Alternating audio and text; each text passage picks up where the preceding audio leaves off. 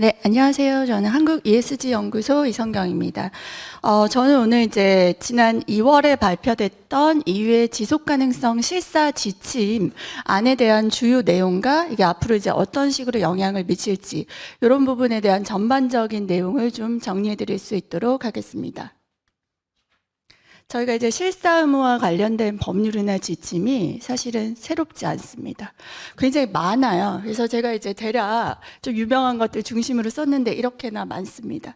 그런데 이렇게 많은 법률들을 관장하고 있는 기본적인 원칙이나 가이드는 위에 세 가지입니다. 그래서 보시면은 유엔의 기업가 인권 이행 지침, 그리고 OECD의 다국적 기업 가이드라인, 그리고 ILO가 가지고 있는 다국적 기업가 사회정책에 관한 3자 선언. 이 안에 가보시면 사실은 어떤 내용이 필요하다라는 세부적인 안들이 원래 있습니다. 그런데 지금 이제 보시게 되면 여기 있는 법들을 보시게 되면은요. 최근을 빼고 과거 같은 경우에는 개별 특정 산업이라든지 뭐 분쟁광물법 아시겠지만 특정 광물이라든지 이렇게 약간 좀 프래그멘티드된 그 규제였다고 보실 수 있죠. 그럼 이제 이번에 나온 이유가 이렇게 하다 보니 큰 틀의 원칙이 같지만 혼란스럽다. 그리고 조금씩 이제 약간씩 달라서 기업들이 이런 해석을 하는 데 있어서 굉장히 어려움이 있을 수 있습니다. 그렇게 되었기 때문에 EU 차원에서 좀 일괄적이고 포괄적인 어떤 기준을 큰 틀을 맞춰 놓고 세부 앞에서 봤던 세부 지침들이나 법이 사라지는 게 아닙니다. 모두가 이 큰 틀 안에서 조금 가게 해라.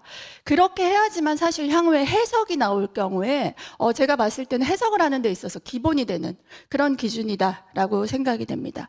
그래서 이제 대상을 보시게 되면은요, 앞에 봤던 것들 경우에 대상이 굉장히 빠지는 경우들도 많아요. 위치가 어디에 있느냐, 뭐 이런 경우에 따라서. 그런데 이제 이번에 새로 나온 걸 보시게 되면은요, 또 EU 안에 거점을 둔 회사 외에 EU 안에 거점을 두지 않더라도 EU와 일정 규모 이상의 매출이 일어나는 경우, 이 두 가지 경우를 딱 대상으로 잡습니다. 그렇게 하면서 이제 약간 그 차별화가 있는 게 아니냐라는 요소들을 이제 제거를 하겠다는 거고, 그리고 이제 앞에서 보셨던 것의 상당한 지침들은 인권이 좀 중심입니다. 그래서 우리가 좀 사실은 상대적으로 쉬워요. 그래서 아동 노동이라든가 강제 노동 주로 특정 지역에 몰려 있습니다. 그런 부분이 중심이었고 또 노사 간의 어떤 협약의 자유다. 뭐 이런 부분은 사실 또 상대적으로 쉬운 부분이에요. 그런데 이번에는 환경 관련된 부분이 또 들어오게 된다.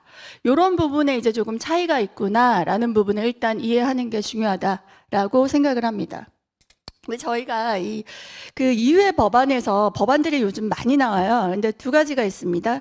지침이라고 해서 다이렉티브라는 형식과 그리고 레귤레이션이라는 형식이 있는데요. 레귤레이션은 지금 이제 저희가 통과했습니다 하면 바로 EU 회원국들한테 일괄적으로 같은 기준이 바로 적용이 되는 겁니다. 그런데 다이렉티브는요, 내가 큰 틀을 정해 줄 테니 너네 각국이 거기에 대한 약간의 이슈들을 정해서 법을 정해 라고 하기 때문에 그게 이제 통과가 되면 2년 내에 정하라고 했어요. 정한다고 하고 계속 안 정할 수 있잖아요. 그렇기 때문에 기본적으로 레귤레이션보다 다이렉티브가 적용이 되는데 조금 더 우리가 시간이 있구나 라는 부분을 생각하셔야 되고, 또 내가 그 경우에 따라서 약간의 어떤 제재라든가 이런 해석상에 내가 메인으로 이제 사업을 하는 국가에 따라서 약간 차이가 있을 수 있겠구나 라고 해서 향후에 국내법이 그 제정이 되면 그 안에 또 세부 내용을 한번 체크해야 된다. 그렇게 이해를 하시면 좋을 것 같습니다. 저희 대상인데요. 여기서 얘기를 해요. 이제 초안에서보다 대상을 많이 줄였다 라고 얘기를 하는데, 기본적으로 대상을 선정하는 방식, 방금 제가 말씀드렸던 역내와 역외, 두 개 다 들어오게 하는데 역내와 역외에서 기준을 약간 다르게 갑니다. 그리고 지금 이제 기업 규모에 따라서 규모를 선정하는 방식에 있어서는 임직원 수랑 순매출입니다. 매출인데 순매출을 기준으로 해서 두 가지로 나누게 돼서 그룹 1과 그룹 2로 가게 됩니다. 그렇게 나누게 되고요. 왜 나눴냐? 그룹 2에 대해서는 약간 더 완화를 해줍니다. 그래서 그룹 2 같은 경우에는 이 방금 여기 아래에 있는 지금 보시면은 이게 포인터가 안 되네요. 그 보시게 되면 이제 그룹 E의 고위험 섹터라 그러죠. 위험이 좀 더 많은 애들한테만 여기 그룹 E는 내가 의무를 부과할게 라는 규정으로 가게 되는데요. 전체적으로 이 대상에 해당하는 숫자를 이제 줘요. 일단 한 1% 정도 된다. 그래서 초안에 얘기했던 것보다 많이 줄었다 라고 얘기를 합니다. 근데 제가 봤을 때 이 대상의 의미가 뭐냐. 근데 이 대상들이 직접 관계에 있는 비즈니스 파트너, 그리고 간접 관계에 있는 것도 약간은 완화시켜주지만 어차피 또 봐야 됩니다. 근데 대상의 의미가 뭐죠? 라고 했을 때 제가 봤을 때는 제재를 직접 받을 수 있는 대상인 겁니다. 이것을 이제 마치 나는 여기 안 들어가니까 나는 안 해도 되지가 아니고 책임은 너한테 맡기는데 이 영향을 받는 걸로 보시게 되면 영내, 역외, 직접, 간접 다 들어갔다는 거죠. 그러면 실질적으로 대상에 있는 실질적인 대상은 굉장히 넓지만 그것을 책임지는 대상의 의미다라고 해석을 하는 게 좀 더 바람직하다라고 생각됩니다. 여기서 이제 제가 대상을 얘기했으니까 그럼 그 책임을 지는 대상한테는 만약의 경우에 뒤에 살펴볼 걸 안 지키면 무슨 책임을 부과하고 있는가라는 부분입니다. 그래서 일단은 제재를 부과할 수 있다 해서 중요한 건 매출액에 비례할 수 있다. 그 GDPR 같은 경우도 그랬고 주로 매출을 가지고 얘기를 해버리게 됩니다. 그래서 이게 안 나도 규모가 상당히 됐으면 해야 된다는 거죠. 그래서 이제 매출액에 따라 부과한다라는 거고요. 그 다음에 이제 민사상 손해배상 청구 가능하다라는 얘기 정도가 써 있습니다. 지금 이제 이 벌금 규모라는 건 아무래도 이제 국가기관이 내리게 되는 이제 감독기구가 내리게 되는 거겠죠. 그런 형태의 가징금 뭐 과태료 같은 거라면 이제 민사도 가능하다라고 했는데 실제로 민사안에서 대상을 명확하게 찍지는 않았어요. 경영자의 책임이 있다라고 했지만 경영자가 책임을 진다. 바로 이 법적인 의무가 있다라는 내용을 쓰지는 않았습니다. 지침은. 이 경우는 각국의 법들이 어떻게 들어가냐, 뭐라고 세부 내용을 제재를 넣게 되냐라는 부분은 향후에 조금 이제 보셔야 된다라는 생각이 들고요. 근데 여기 요 얘기를 써놨어요. 간혹 기업들이 굉장히 걱정을 하십니다. 아니 근데 내가 최선을 다했는데, 아니 안 따라왔는데, 그럼 나 책임지냐?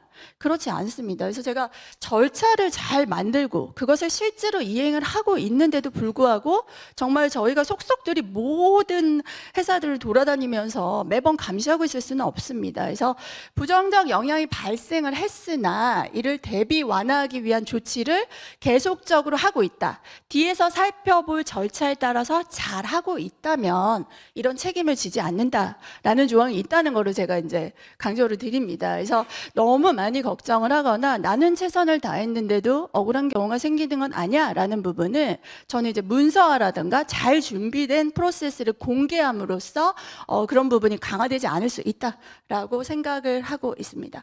네, 감독기구를 만들어라 했던 내용을 그냥 참고하시면 될 것 같습니다. 그래서 제가 이제 지금부터 실사 항목을 볼 텐데요. 아까 말씀드렸지만 실사 항목 그 큰 문항 자체는 새롭지 않습니다. 기존에 가지고 있던 원칙을 따라오는데 그 안에서 조금 더 저는 구체적으로 갔다라고 이제 말씀을 드려요. 그래서 이 항목을 7가지라고 얘기하는데 사실은 순서입니다. 프로세스 같은 느낌이고요. 먼저 해야 되는 것들 이미 많이 가지고 계세요. 정책 문서를 만드는 겁니다. 그래서 일관성 있게 할 수 있도록 정해진 문서화돼서 누구나 어떤 대상이 보던지 간에 원칙이 뭐고 너희들의 프로세스가 뭔지 사람에 따라 달라지지 않는 명확한 통일된 기준을 가지고 있어? 라고 물은 거라고 저는 생각을 하고요. 그래서 이제 내용을 보시게 되면은 실사를 어떻게 바라보는지, 우리한테 이 실사가 어떤 의미이고 우리의 접근 방식은 어떻다라는 내용과 함께 행동규범을 이제 제정을 하라고 합니다. 그래서 주로 행동규범 안에는 우리의 원칙인데요. 그 원칙 말고 룰을 만들려고 해요. 그냥 프린시플 주는 거 이제 PRI 같은 원칙이죠. 좋은 얘기를 탁탁탁 찍는데 룰이냐라는 거죠. 그래서 거기에 해당하는 내용이 조금 부족하다면 약간 문서상으로 보완이 필요하다라고 생각을 하고요. 매해 업데이트하라고 합니다. 그리고 문서 안에 지금 보시면 프로세스를 설명하라고 그랬거든요. 내가 일단 문서를 딱 보면 네가 뭘 하고 어떻게 하고 있는지를 어느 정도는 좀 알아야겠다라는 내용으로 이제 저는 이해를 합니다. 그래서 정책 문서가 많이들 있으신데요. 조금 더 구체화할 수 있는 그런 것들이 필요하다라고 말씀을 드리고, 이제 문서를 만들었기 때문에 두 번째는 뭐냐라고 했을 때 이 부정적인 영향이 뭔지를 딱 정확하게 어느 정도 규정을 해서 모니터링 할 수 있는, 즉 양적 질적으로 측정할 수 있는 방법이라고 하거든요. 식별을 가능하도록 좀 뭔가 타깃을 하라는 거죠. 저희가 KPI 만들듯이 정확하게 뭘 체크하는지, 그리고 어떻게 잘 된다 안 된다를 나눌 수 있는 기준을 만들어라 라고 했다고 이해를 하시면 됩니다. 그래서 측정할 수 있도록 이런 것들을 위험을 파악한다, 식별한다 라는 게 그런 의미라고 이해를 하시면 되고요. 저희가 이걸 딱 정해놨기 때문에 이제 정해놓고 어떻게 한다? 일단 발생하지 않도록 해야죠. 그래서 7항과 8항은 사전이냐 샤오냐인데 사실 내용은 비슷합니다. 그 발생하지 않기 위해서 예방 조치를 잘 하라라는 얘기인데요.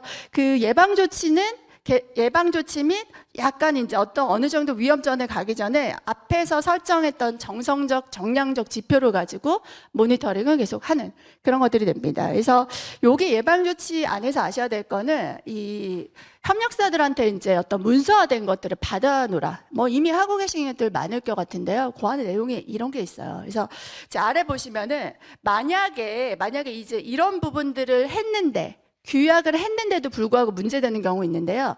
이 계약서한테 비즈니스 파트너한테 만약에 우리의 조치를 따라오지 않을 경우 관계를 종결할 수 있다라는 내용이 사실은 약간 포함되어야 한다라는 그런 가이드입니다. 그래서 그 경우에 과거에는 좋은 말로 이렇게 좀 했던 부분을 어쨌든 문서적으로 비즈니스 관계를 종료할 수도 있고 따라와라, 내가 말한 조치를 따라와라 라는 내용을 포함하는 게 좋지 않을까라는 이제 생각이 듭니다.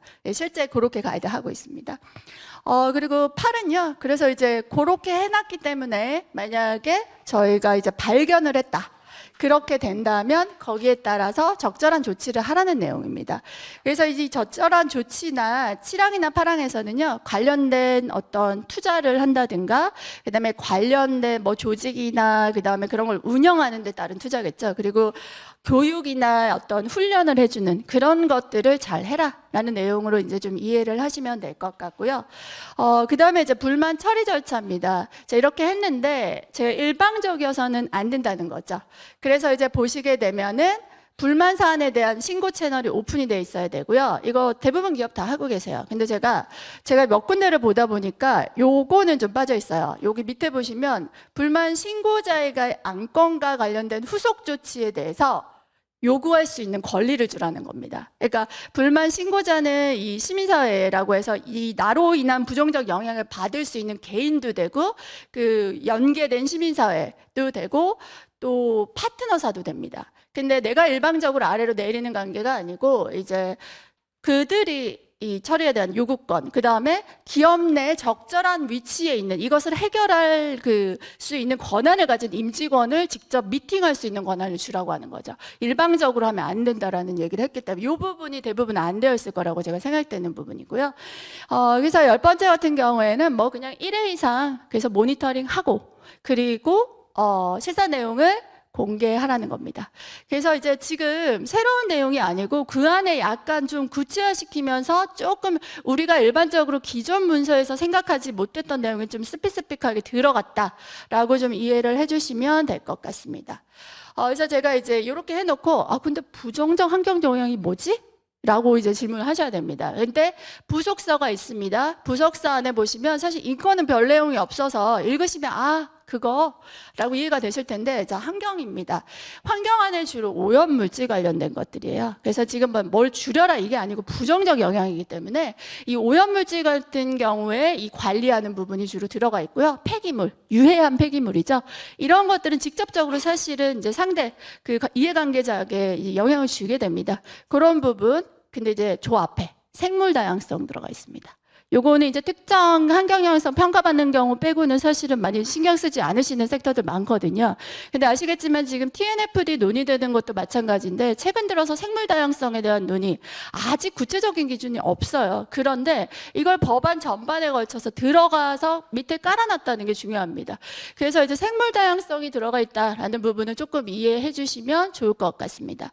그래서 제가 이제 전반적인 내용을 다 살펴봤어요. 그래서 이제 그러면은 이제 우리가 이런 환경에서 어떻게 해야 되냐라고 했을 때 일단은 뭐 좀 뻔한 말입니다. 앞에서도 얘기 드렸는데요. 프로세스를 한번 쫙 재정비를 한번 해보셔야 됩니다. 점검을 하셔야 되고요. 그런 과정에서 약간의 정교화 필요하다고 보여집니다. 그리고 이제 우리 기업이, 우리의 비즈니스가 문제되는 이슈나 지표가 뭘까를 조금 더 구체화해서 그 정기적으로 보시는 부분 필요하고요. 이 협력사 선정위가 프로세스 과정도 약간 잡아주시고, 이렇게 얘기하면 이제 중소중견은 그럼 나 너무 힘들어진다 하지만 오히려 이런 것들이 명확해지는 것이 별도로 무언가를 찾아서 내가 뭐 해야 되냐가 아니고 우리 대기업들이 되게 잘 준비를 해주셔 주시는 가이드라인을 잘 따라야 됩니다. 그래서 이런 부분들이 나한테 규제가 아니고 우리가 함께 가기 위한 방향이다라는 부분을 이해하는 것들이 필요하다라고 말씀드립니다. 그래서 마지막에 이제 교육과 커뮤니케이션인데요. 아무래도 이제 하다 보면 저희가 뭐 업무라는 게 많이 바쁘고 하면 약간 형식적으로 가기 어려운 것들이 있는데요. 이런 부분이 서로 조금 어려움들을 논의하고 또 인식이나 어떤 관행을 약간 바꾸면 제가 볼 때는 이것은 사실 모든 글로벌 기업들에 해당하는 거기 때문에 저희가 이런 부분을 조금 더 준비를 잘 한다면 이게 문제라기보다는 오히려 또 어떤 기회 요소도 되지 않을까 그렇게 생각을 합니다. 네, 이상으로 발표 마치겠습니다.